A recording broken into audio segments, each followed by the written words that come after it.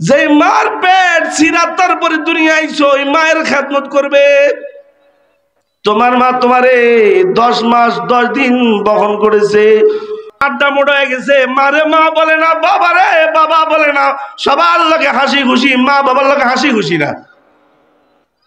Bore লগে খুশি, শ্বশুরের লগে খুশি, শাশুড়ির লগে খুশি, কিন্তু মা বাবার দিকে তাকাইলে চেহারা কালো হয়ে যায়। সবার লগে সম্পর্ক ভালো, খালি মা বাবার সাথে সম্পর্ক খারাপ। হায় রে, যার সাথে সম্পর্ক ভালো রাখবার নির্দেশ আল্লাহ নিজে দিছে, তোমরা তোমাদের পিতামাতার খেদমত করো, কারণ তোমাদের পিতামাতা তোমাদেরকে পর্যাপ্ত পরিমাণ তোমাদেরকে ভালোবাসা দিয়েছি। তোমার পিতা তোমার জন্য দিন রাত পরিশ্রম করেছি, তোমার পিতা তোমার জন্য পুরাতন ছিঁড়া নুঙ্গি বইরা তারপরে কাজ কাম করেছি। তোমার পিতা তোমার জন্য কখনো কখনো ঝড় তুফানকে উপেক্ষা করে কাজের জন্য রাস্তায় বের হয়ে গেছি।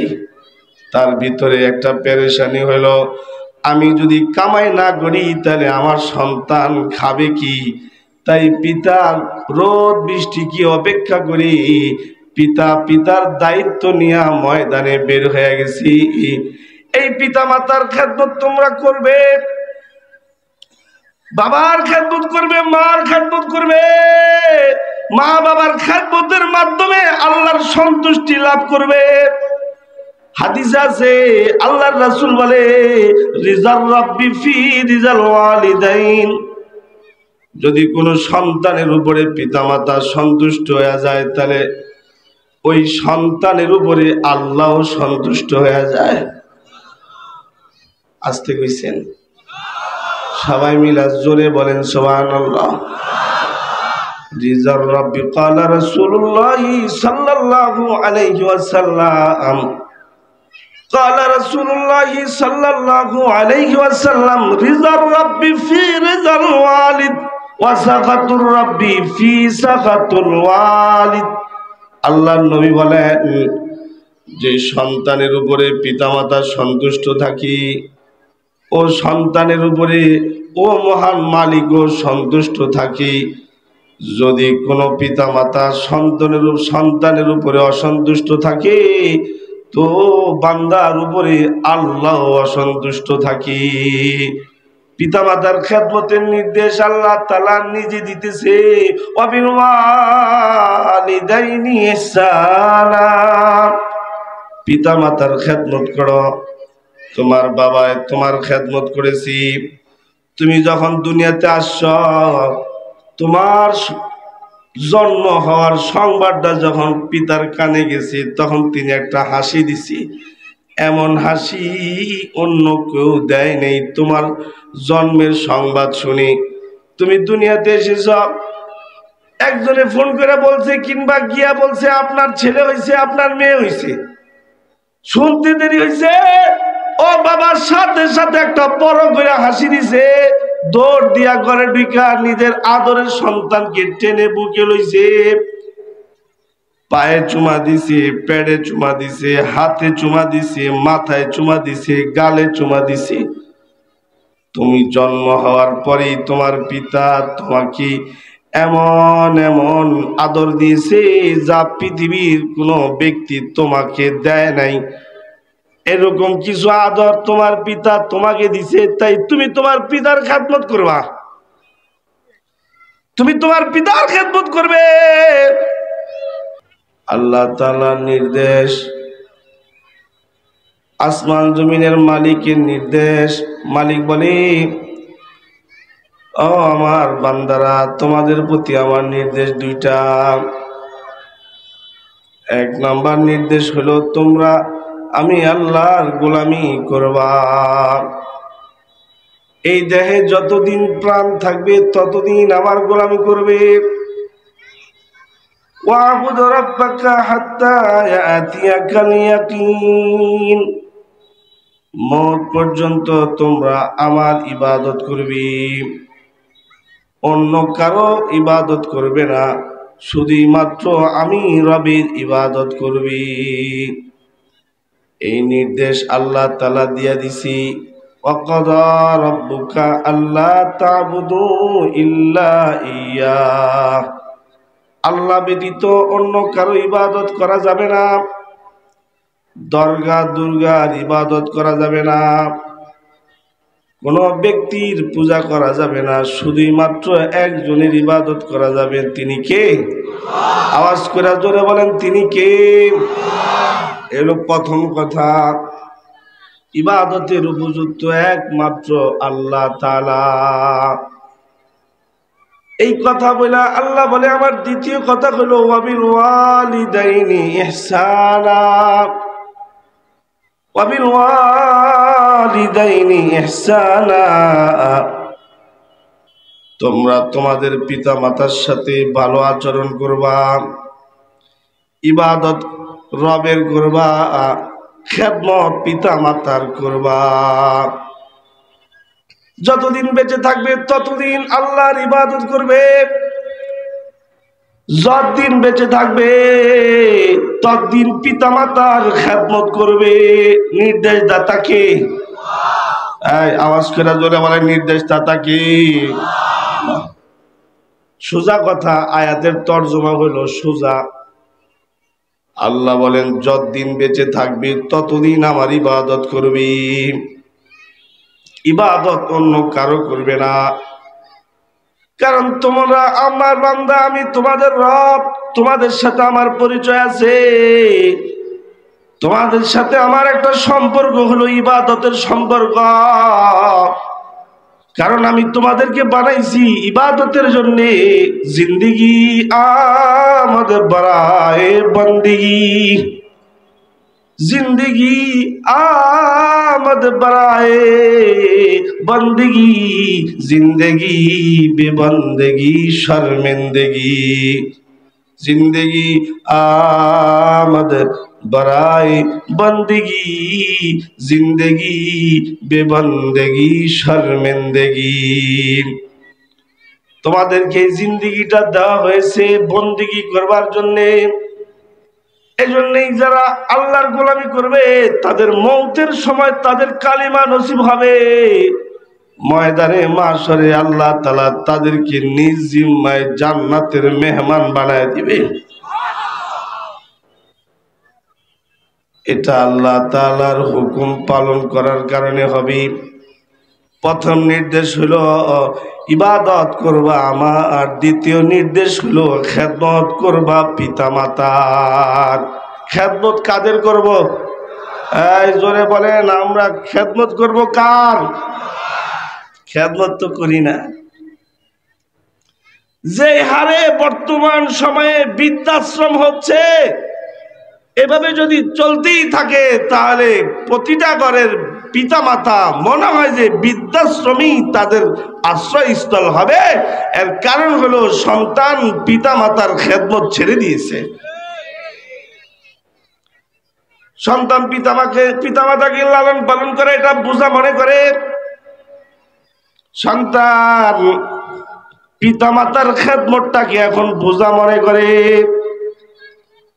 সন্তান পিতামাতার সাথে সদাচরণ করে না, সন্তান পিতামাতার সাথে হাসি মুখে কথা বলে না, সন্তান পিতামাতা নাফরমানি করে। আল্লাহ বলেন ওয়াবিল ওয়ালিদাইনি ইহসানা। বড় ডিগ্রি পাস কিন্তু পিতামাতার নাফরমান, বড় শিক্ষিত কিন্তু পিতামাতাকে নিয়ে বৃদ্ধাশ্রমে রেখে দিয়েছি। অনেক বড় ইঞ্জিনিয়ার কিন্তু পিতামাতাকে অবহেলা করে। ঠিক না বে ঠিক? জোরে বলেন, এই আওয়াজ করে জোরে বলেন, ঠিক না বে ঠিক? জোরে বলেন।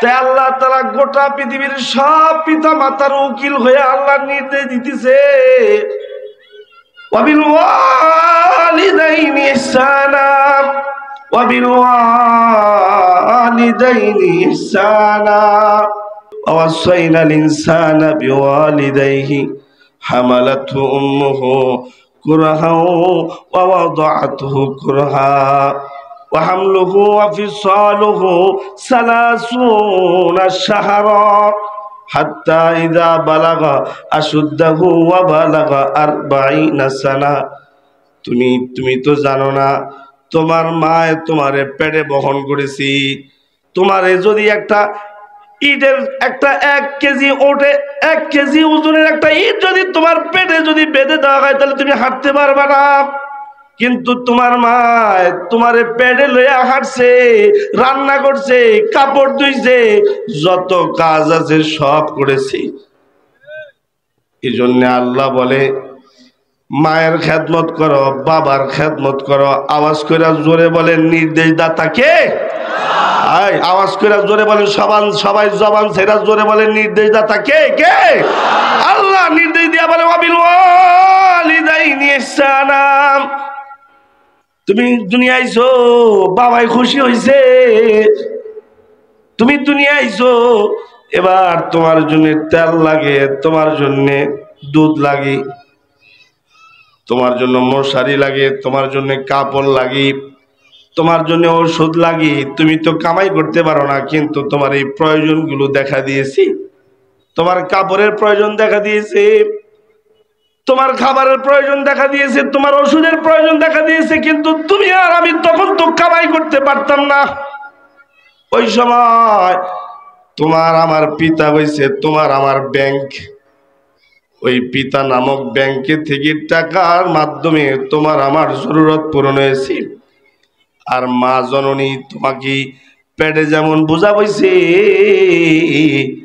এই মা জননী তোমাকে এরকম সোহাগ দিয়েছি এরকম আদর দিয়েছি যা পৃথিবীর কোন নারী জাত তোমাকে দ্বিতীয়বার দিবে না ঠিক বললাম না বেঠিক বললাম সন্তান দুনিয়া আইছে পিতা খুশি হয়েছে মাও খুশি হয়ে গেছে বাবা যিনি তিনি বাহিরের কাজ আঞ্জাম দেয় মা যিনি ভিতরের কাজ আঞ্জাম দিয়া দিয়া বড় করছে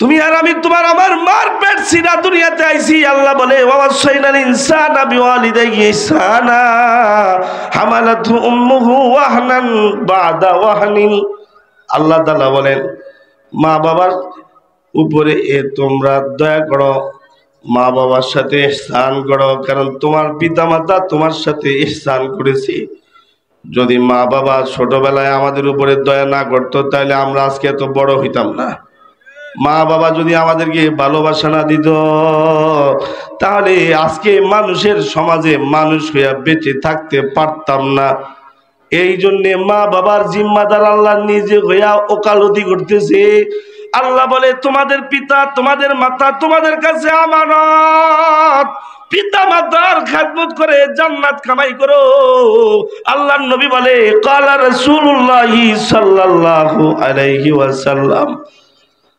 ক্বালা রাসূলুল্লাহ সাল্লাল্লাহু আলাইহি ওয়াসাল্লাম হুমা জান্নাতুকা ওয়া নারুকা আল্লাহর নবী বলেন কারো পিতা মাতা যদি দুনিয়ায় থাকে তাহলে পিতা মাতা তার জন্য জান্নাত কারো পিতা মাতা যদি দুনিয়াতে বেঁচে থাকে তাহলে পিতা মাতা ওই সন্তানের জন্য জান্নাত আবার এই পিতা মাতার নাফরমানি করেছে তাহলে সে যাবে জাহান্নামে আল্লাহর রাসূল বলেন তোমাদের পিতা মাতার পায়ের নিচে আল্লাহ তাআলা সন্তানের জন্য জান্নাত রেখে দিয়েছে আল্লাহু আকবার জোরে বলেন হইছে না ঈমানের আওয়াজে জোরে বলেন আল্লাহু আকবার জোরে বলেন আল্লাহু আকবার এখন বড় হইছে সন্তান এবার কামাই করতে জানে গাড্ডা মোড়া হয়ে গেছে মারে মা বলে না বাবা রে বাবা বলে না সবার লগে হাসি খুশি মা বাবার লগে হাসি খুশি না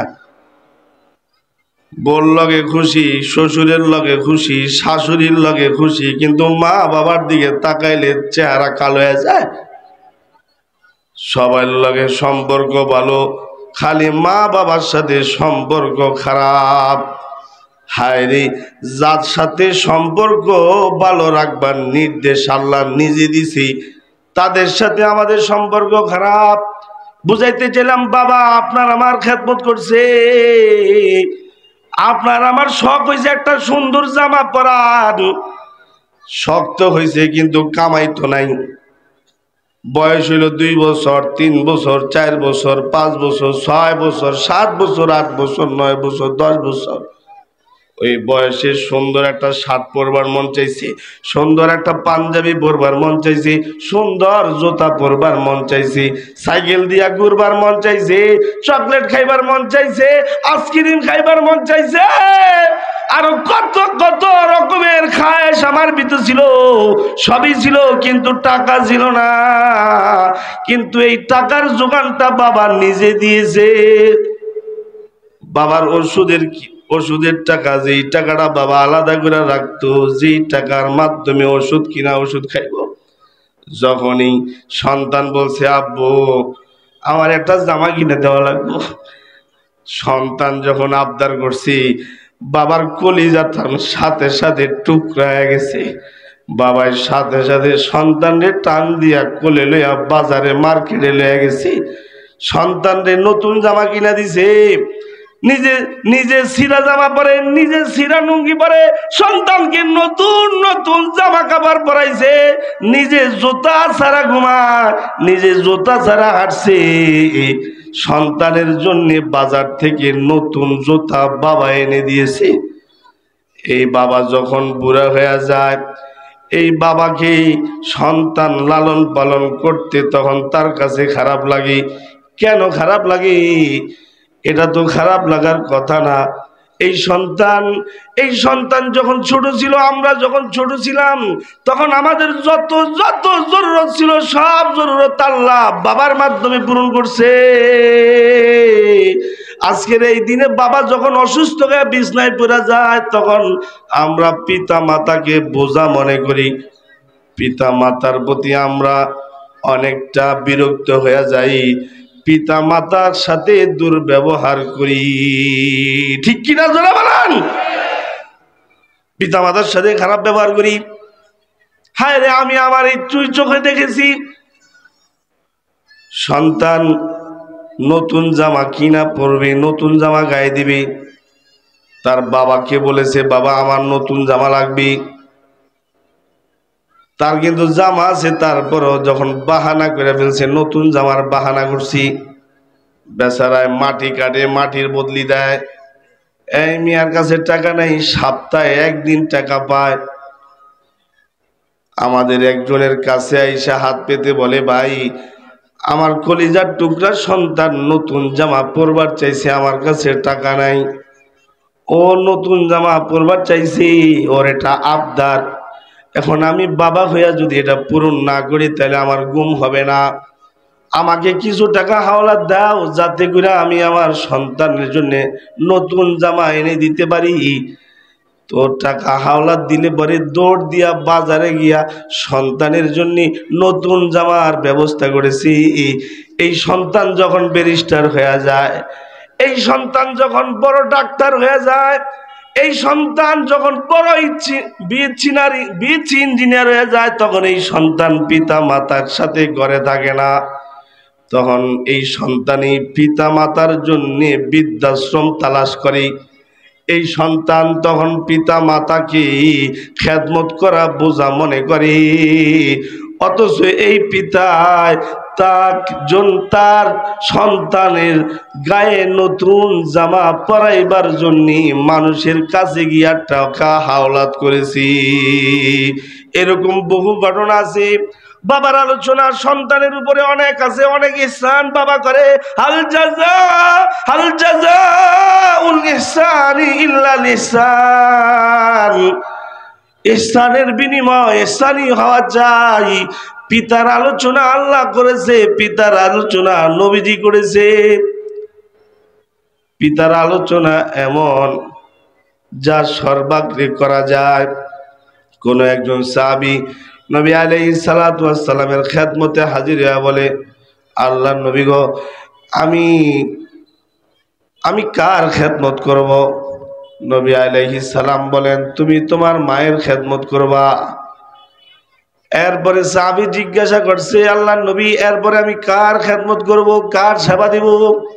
হাবিবি কিবরিয়া নবী বলে, তুমি তোমার পিতা মাতার খেদমত করবা, তুমি তোমার মায়ের খেদমত করবা। সাহাবী আবার বলে আল্লাহর নবী গো, এরপরে আমি কার খেদমত করব? কয় উম্মুকা, তুমি তোমার মার খেদমত করো, কারণ তোমার মা তোমার জন্য বহুত কষ্ট করেছি। তুমি দুনিয়ায় আসার আগে তোমার মা তোমারে পেড়ে নিছি, তুমি দুনিয়ায় আসার পরে তোমার মা তোমারে বুকে নিছি, তুমি দুনিয়ায় আসার পরে তোমার মা তোমার স্তনের দুধ পান করাইছে। আল্লাহু আকবার, জোরে বলেন আল্লাহু আকবার। সাহাবী বলেন আল্লাহ নবী, এরপরে আমি কার খেদমত করব? হাবিবে কিবরিয়া নবী বলেন তুমি তোমার পিতার খেদমত করবি। তাদের সাথে আমাদের সম্পর্ক খারাপ, বুঝাইতে চাইলাম বাবা আপনার আমার খেদমত করছে, আপনার আমার শখ হয়েছে একটা সুন্দর জামা পরার, শক্ত হয়েছে কিন্তু কামাই তো নাই। বয়স হইল 2 বছর, 3 বছর, 4 বছর, 5 বছর, 6 বছর, 7 বছর, 8 বছর, 9 বছর, 10 বছর। ওই বয়সে সুন্দর একটা শার্ট পরবার মন চাইছে, সুন্দর একটা পাঞ্জাবি পরবার মন চাইছে, সুন্দর জুতা পরবার মন চাইছে, সাইকেল দিয়া ঘুরবার মন চাইছে, চকলেট খাইবার মন চাইছে, আইসক্রিম খাইবার মন চাইছে, আরো কত কত রকমের খায়েশ আমার ভিতর ছিল, সবই ছিল, কিন্তু টাকা ছিল না। কিন্তু এই টাকার যোগানটা বাবা নিজে দিয়েছে।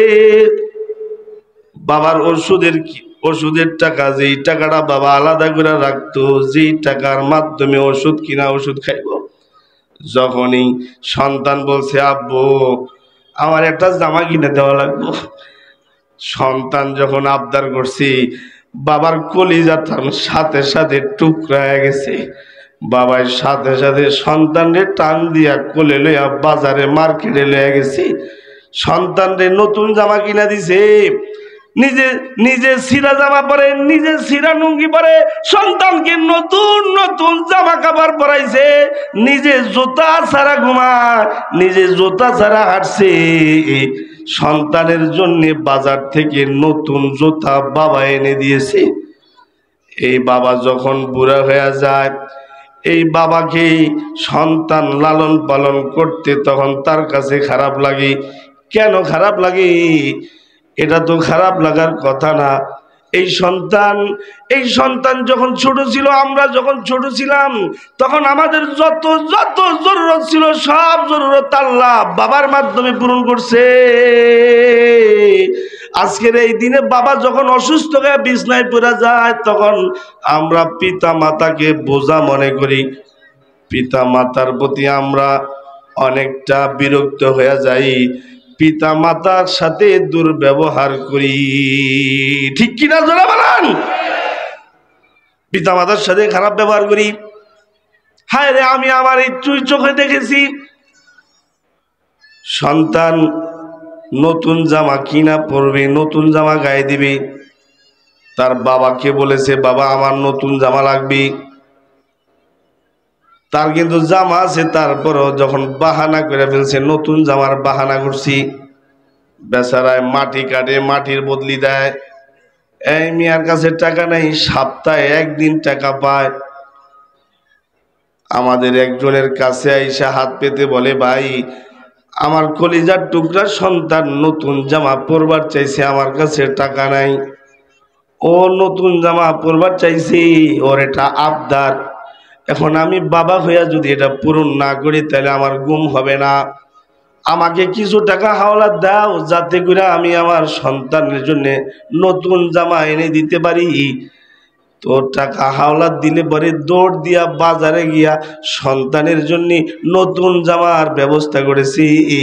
এই সন্তান যখন ব্যারিস্টার হয়ে যায়, এই সন্তান যখন বড় ডাক্তার হয়ে যায়, এই সন্তান যখন বড় বিএসসি ইঞ্জিনিয়ার হয়ে যায়, তখন এই সন্তান পিতা মাতার সাথে ঘরে থাকে না, তখন এই সন্তানই পিতা মাতার জন্য বৃদ্ধাশ্রম তালাশ করে। এই সন্তান তখন পিতা মাতাকে খেদমত করা বোঝা মনে করে, অথচ এই পিতায় তার সন্তানের গায়ে নতুন জামা পরাইবার জন্য মানুষের কাছে গিয়া টাকা হাওলাত করেছি।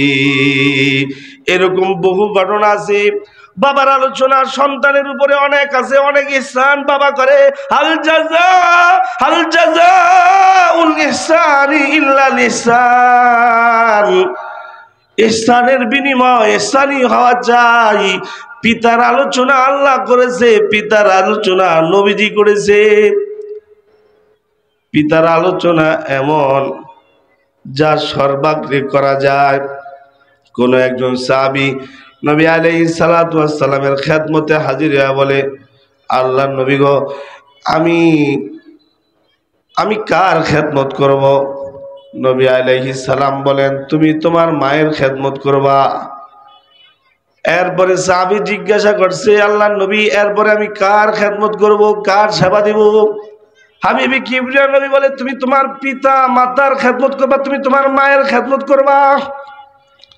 সাহাবী আবার বলে, আল্লাহর নবী গো, এরপরে আমি কার খেদমত করব? কয় উম্মুকা, তুমি তোমার মার খেদমত করো, কারণ তোমার মা তোমার জন্য বহুত কষ্ট করেছি। তুমি দুনিয়ায় আসার আগে তোমার মা তোমারে পেটে নিছি, তুমি দুনিয়ায় আসার পরে তোমার মা তোমারে বুকে নিছি, তুমি দুনিয়ায় আসার পরে তোমার মা তোমার স্তনের দুধ পান করাইছে। আল্লাহু আকবার, জোরে বলেন আল্লাহু আকবার। সাহাবী বলেন, আল্লাহ নবী এরপরে আমি কার খেদমত করব? হাবিবি কিবরিয়া নবী বলেন, তুমি তোমার পিতার খেদমত করবি।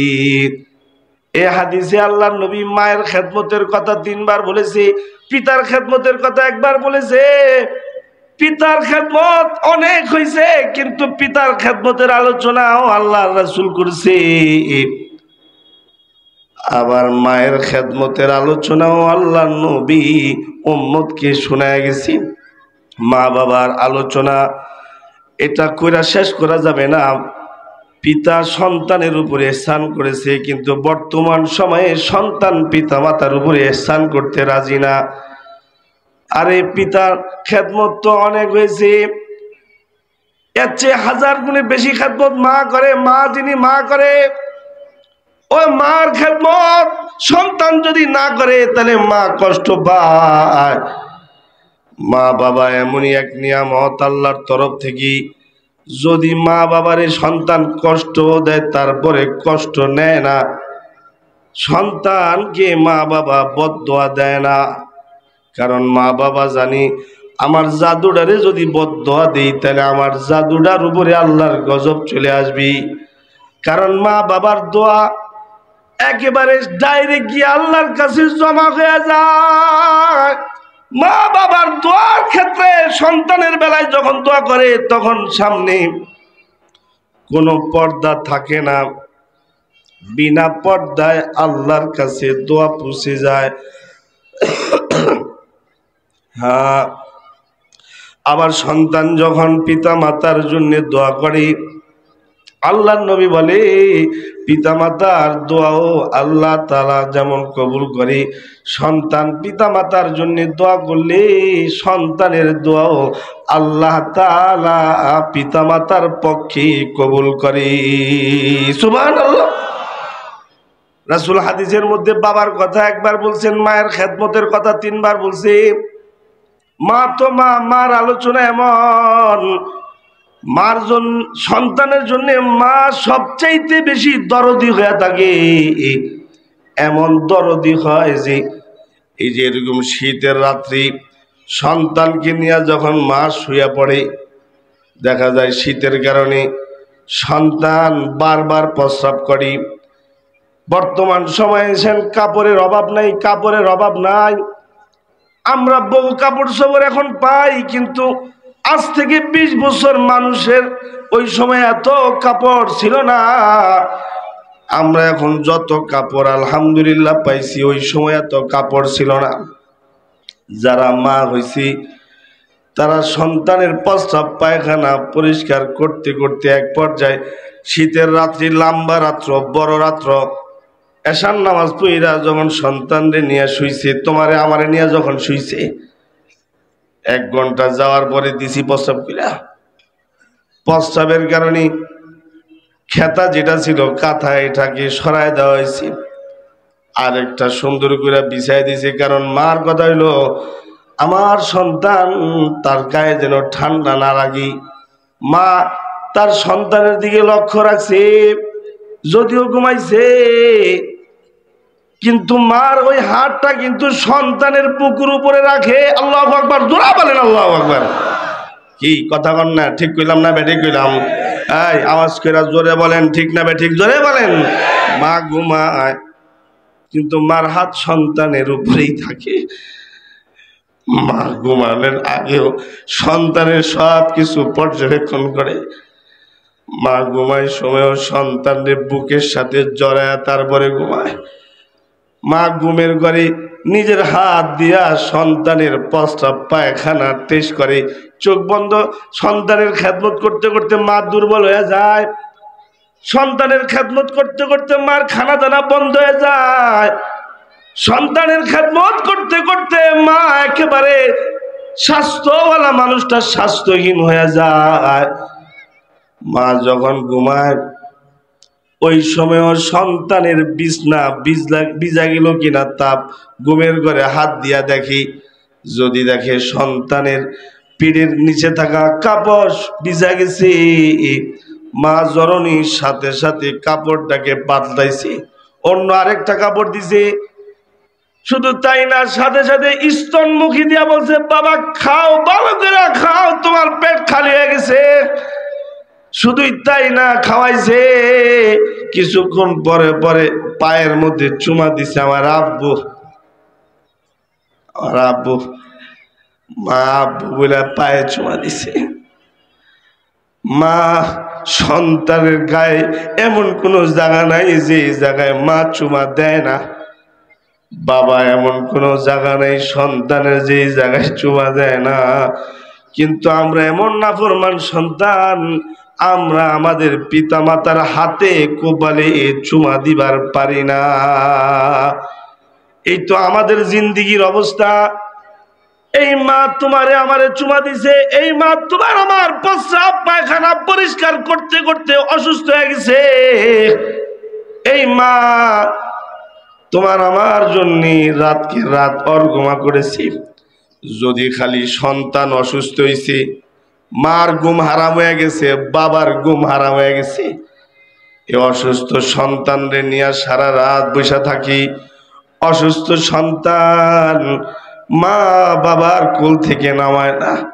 মা বাবাই অসুস্থ সন্তানটাকে বুকে জড়ায় জড়ায় খালি আল্লাহর বান্দি দোয়া পড়ে আর বলে, আল্লাহ আমার সন্তান, আমার জাদুটা, আমার কলিজাটা অসুস্থ হয়ে গেছি, ওর অসুস্থতাটা আমারে দিয়া দাও, আমার সুস্থতাটা তারে দিয়া দাও। আল্লাহু আকবার, জোরে বলেন আল্লাহু আকবার।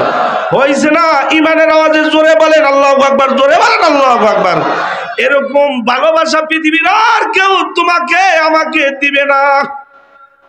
এই ভালোবাসা শুধুই মাত্র সিরিফ মা বাবার কাছ থেকে আসে। বাবাই সন্তান অসুস্থ হয়ে গেলে পাগল হয়ে যায়। বর্তমান সময়ে টিকা বের হয়েছে, টিকা। এই টিকা দিতে গেলে সন্তানকে সুই দিতে হয়। আমি আমার এক বাচ্চাকে নিয়ে গেছি সুই দিতে, কারণ বিবি কাজে ব্যস্ত। তা আমাকে বলে, তাহলে আপনি নিয়ে যান, নিয়ে সুইটা দিয়ে নিয়ে আসেন। সরকার আইন করছে টিকা দিতেই হবে, টিকা না দিলে জন্ম নিবন্ধন হবে না। অবশ্যই এগুলো ইহুদি খ্রিস্টানদের বড় চক্রান্ত। এগুলো আপনারা বুঝবেন না। আপনারা বলতে পারেন টিকা না দিলে আমার সন্তান প্রতিবন্ধী হয়ে যাবে। আরে মিয়া কে কইছে প্রতিবন্ধী হইব? যে বানায় পাঠাইছে, যা যা দরকার সব দিয়েই পাঠাই দিছে। আমরা এখন এত পাকনা হয়েছি, সব ভালো জিনিসের মধ্যে ফরমালিন দিয়া এটারে জীবিত রাখবার চাইতেছি। কথা কন না কে? কলা 2 দিনই তো যাওয়ার কথা না, এটারে এমন ফরমালিন দিছে 2 সপ্তাহ পরও হ্যাঁ এমনই রয়েছে। কি কথা কন না কে? আমাদের সবকিছু এলোমেলো হয়ে গেছে। লয়ে গেছি সন্তানরে টিকা দেওয়ার জন্য, কারণ দিতেইব, এটা ফরজ আইন করে দিছে হাসিনা। দেওয়ান লাগবো, নামাজ পড়লে পড়ুক, না পড়লে নাই, কিন্তু টিকা দেওয়ান লাগবো। টিকা দেওয়ার জন্য নিয়ে গেছি।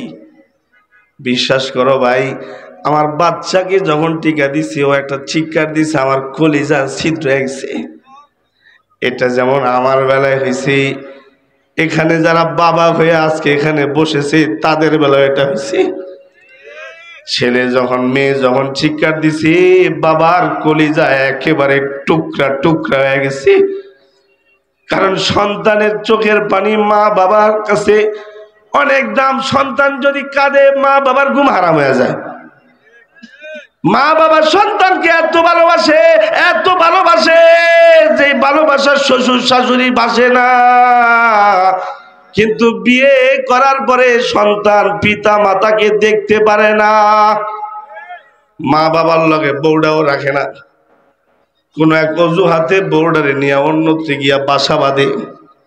না ফরমান, তুই তোর বরে নিয়ে অন্যত্রে বাসা বাঁধছাস, তোরেও আল্লাহ সন্তান দিব, তোর সন্তানও তোর কপালে লাথি দিয়া গিয়া অন্যত্রে গিয়া বলিয়া বাসা বাড়ালিয়া থাকবো। কারণ কামা তাদিনু তুদানু, যে যেমন করবে।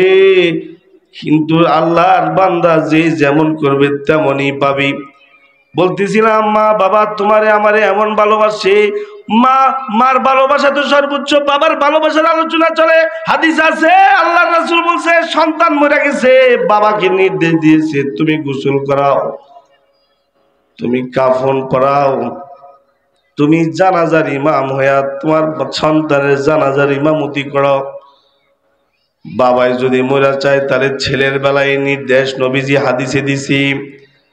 আবার কখনো কখনো দেখেছি সন্তানের লাশ লইয়া বাবাই কবরে নামতে পারে, কিন্তু মা যিনি আছেন মা, ইনি এমন কলিজাবান, সন্তান মরছে এই সংবাদ কানে আসলে মা পাগল হয়ে যায়। মা ওই বাবার মতো সন্তানকে গোসল দিবার শক্তি রাখে না। মা সন্তানের জানাজার নামাজ পড়াইতে দিলে পড়াইতে পারবে না। বাবার আলোচনা অনেক করা যায়, বাবার দিল কিছুটা হলেও শক্ত আছে, কিন্তু মার দিল এত নরম। যদি বলা হয় মা তুমি তোমার সন্তানকে কবরে নামাইবা, তোমার সন্তান আব্দুর রহমান মরে গেছে। অনেক সময় মা বাবা বেঁচে থাকা অবস্থায় সন্তান মারা যায়। কি মারা যায় না? এই কথা কন না কেন, মারা যায় না? এই যে ছাত্রদের যে আন্দোলন হলো, সব তো নওজোয়ান যুবক মারা গেছে, হাজারের উপরে ছেলে মারা গেছে, মেয়ে মারা গেছে। তাদের মা বাবা আজও চোখে পানি নিয়ে হাউ মাউ করে কাঁদে।